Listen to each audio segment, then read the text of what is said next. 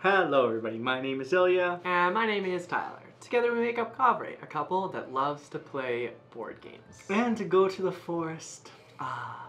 What a life to live. Now this is our Check It Out series where we showcase various games to you and hoping of inspiring you to play them. Yeah! And this week we're looking at Ba-ba-da-da! Living Forest. Check it out, check it out, check it out, check it out, check it out, bloom, bloom, bloom, bloom. Check it out. Living Forest is published by Ludonaute. It's designed by Aske Christiansen and it's illustrated by Apolline Etienne. Ooh. Now, what is Living Forest? Well, let me tell you. It's this game where you'll take the role of one of the four nature spirits. The winter, the summer, the fall, or the spring. I like fall. And why are you taking the role of these spirits? Well, because the forest is under attack and you've been asked by this forest guardian to protect it. Now there are a few ways you can go about winning this game. You'll protect the forest by extinguishing all the fires around you. You'll repelling Onibi. Exactly, yeah. You'll plant protective trees to make sure that the forest thrives. Or you'll awaken Sankey with the collection of sacred flower tokens. Exactly. Well, let's give you a quick overview of how to play. As always, you'll begin by setting up. Each player will get a forest board, starting tree tile, 3 victory tiles, a spirit standee, and a starting deck of guardian animals. You'll place a circle of spirits in the center and the standees in the appropriate spots based on the player count. You'll set up the guardian animal board like this, with 4 guardian animals by each stack. You'll then set up the protective tree dispenser to the appropriate player count and place the Fire Baron board with its tokens and cards. Now your goal in this game is to save the forest by either collecting 12 unique trees, collecting 12 sacred flowers, or extinguishing 12 fires to repel Onibi. You'll do this with the help of the guardian animals. Now each turn is broken out in 3 phases: guardian animals, action, and end of turn. The guardian animal phase is played simultaneously. You'll draw cards creating the guardian animal helpline until you're ready to stop, or 3 solitary symbols have been drawn. Once everyone has done the guardian animal phase, the action phase can begin. Now at this point, if you have less than 3 solitary symbols, you'll get 2 actions. However, if you were forced to stop with 3, you only get 1. Now what you do is you look at your guardian animal helpline and add up all the symbols that are available to use for you. Now you'll take actions based on these symbols. Let's go over them. The sun symbols are used to buy guardian animals. These go on top of your deck. The water symbols are used to extinguish fire. You add up the symbols and extinguish 1 or more of the fire titles in the center. The wind is used to move on the circle of spirits. You'll add up the wind symbols and move up to that many times on the circle. Now, if you ever hit another player, you can jump over them and steal one of their victory tiles, which can help you reach your condition faster. Now, the seeds are used to obtain protective trees. You can only get 1 per turn, so add them up and buy the appropriate tree. Now, the trees you buy must be placed adjacent to existing trees, and once on your board you can use the symbols that are on them. Now if you complete rows and columns, you'll get bonuses as well, and covering the corner spaces will give you bonus actions, including the sun action or the water action, or obtaining additional fragment tiles. Now the last action is to obtain 1 fragment tile. The fragment tiles can be used to discard cards drawn or get rid of the Fire Baron cards during the guardian animal phase. Now the sacred flowers are one of the victory conditions. If ever your helpline has 12, that triggers game end. Once everyone's done taking their actions, the end of the round turn can begin. First, Onibi attacks you. You sum up the total from the fires in the center, and if that is greater than your total water, then you will pick up Fire Baron cards according to the quantity of fires in the center. So 3 in this case. Then Onibi attacks the sacred tree. Look to see how many and of which type the guardian animals were taken. And based on the ones that were taken, fires will be added to the center. Then new guardian animals will arrive. You'll discard your helpline to your discard pile, then pass the sacred tree to the next player. Now you'll keep playing until one player has collected 12 different protective trees, 12 fires, or 12 sacred flowers. At that point, the game ends at the end of the round. Now, if multiple players reach 12, the tiebreaker is the combination of all those things. So you add up your trees, fires, and sacred flowers, and whoever has the most wins. Will you be able to save the sacred forest? So, what do you think? I love this game. It's such a beautiful game. The illustrator is actually the same one that does Wreck Raiders and Fossilis, which just, the art style really appeals to me. It's really fun. But overall, the animals in this are so cool. I don't think they have eyes, so they look a little bit soulless. Well, they're spirits. So because they're the guardians. Yeah. So they're trying to bring that guardianship to the lands. But overall, it's a joy to play. I've had a tremendous time with it. Yeah, it's a push your luck game, semi-deck building game, so it's a lot of fun. It's kind of like right down both of our alleys. I like deck building, Ilya likes push your luck games. You do. So, what's not to love? I always push my luck. That's true, yeah. That's very true. I really appreciate the game because it feels like you're doing your own thing, but at the same time, like, what everybody else is doing really does impact what you should be doing, and it's really important to like try to pay attention to that. So I like that in a sense because it is limited player interaction. Like there is the wind movements where you can steal other people's like character tokens, but that's just that one action that impacts them.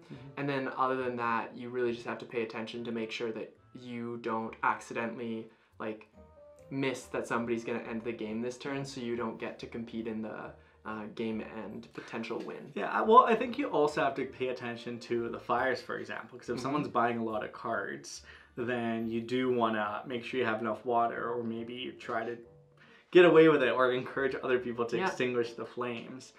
And as well, just, be really aware of what everybody else is doing. I think this is a game where you can't really be focused on your own thing. You have to kind of look at everybody else's. And I really enjoyed it at the higher player count because then everyone can go for like a different victory conditions. And someone's going flowers, someone's going fires. And it's really interesting to see that. But then if you see one person run away with it, then everyone has to jump on. Like they can't let them extinguish all the fires. We have to take some away from them, which in turn kind of helps everybody because then they don't get the Fire Baron cards. So I think there's a lot of that kind of tug and pull, which I really enjoy.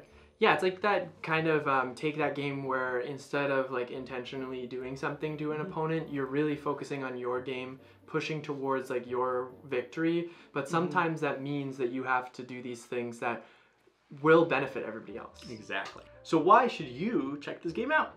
Well, I think this game gives me a lot of like Mystic Vale vibes. So in that sense, if you liked Mystic Vale, Living Forest is like a version up from that, where it's not as complicated, where you have to card craft, but you do have those symbols you need to pay attention to. There are ways to mitigate the what are they, the darker symbols that make you bust. The solitary. Yeah. There are opposite symbols that will counteract that, so there's a sense of being able to continue going even if you have all three up right now.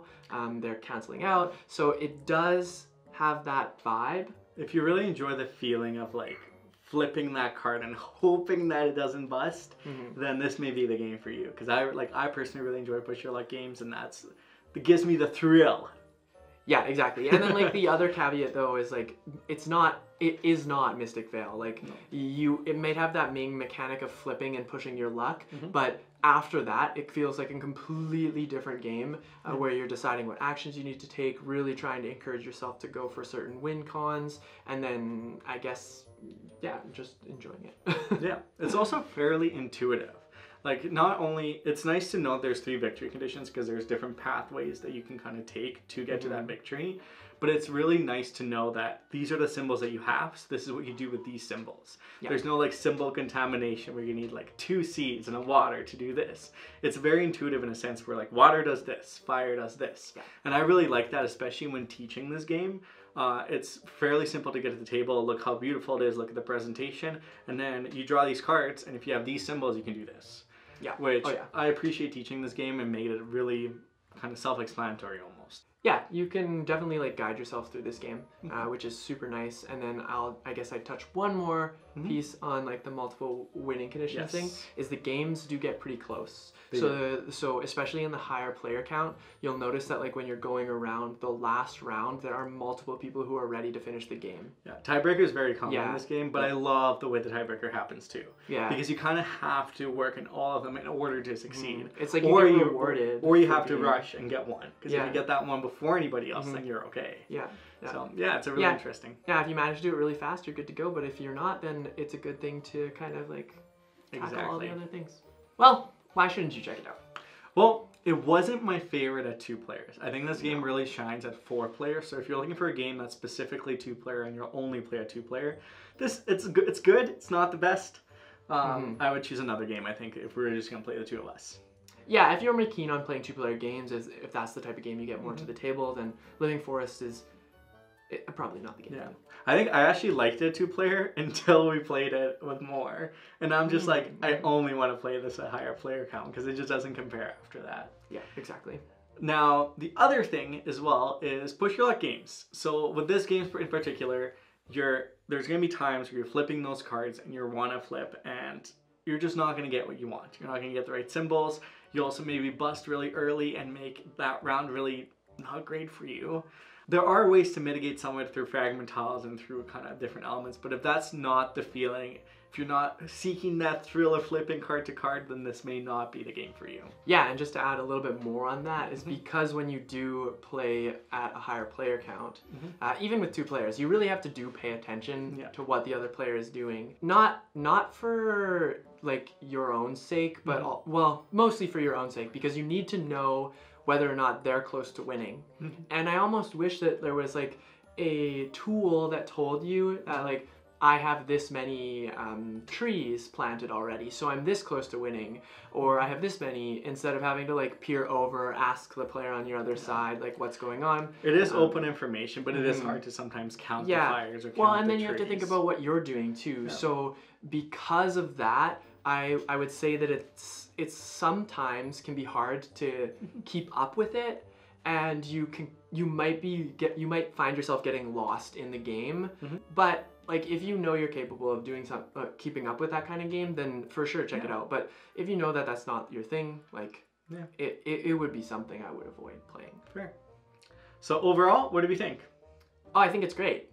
I like push your luck games most of the time. Sometimes I question them, but when you add a little bit of different elements, like mechanically, especially deck building, you win me over. And I like that there are a lot of different ways to win the game, but I also love that you have to pay attention to what everybody else is doing, because I don't think, in my opinion, that there is a super fast way to win this game. Like, you could maybe optimize and get 1 turn ahead, which would be ideal. But if you don't, then you're likely going to have to go through that tiebreaker, in my opinion. Yeah, it's happened quite often with us. I think I really enjoyed the game. I really like it at higher player counts. It makes it so much fun, especially at 4. 4 is, I think, the best number to play this game at. Yes.